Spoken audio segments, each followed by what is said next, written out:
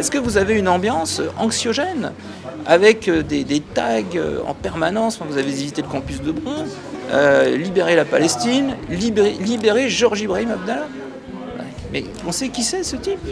Georges Ibrahim Abdallah, il a été complice de l'assassinat de 2 diplomates dans les années 80. On nous fait passer ce type pour un défenseur de la liberté. On nous le fait passer pour Nelson Mandela, le plus vieux prisonnier politique au monde. Il y a encore Rima Hassan qui a été lui rendre visite dans sa prison il y a quelques semaines. C'est là qu'on voit que l'islamo-gauchisme n'est pas un fantasme. Parce que des gens comme Georges Ibrahim Abdallah, c'est exactement la définition de l'islamo-gauchisme. C'était un communiste libanais qui s'est mis au service de la République islamique iranienne.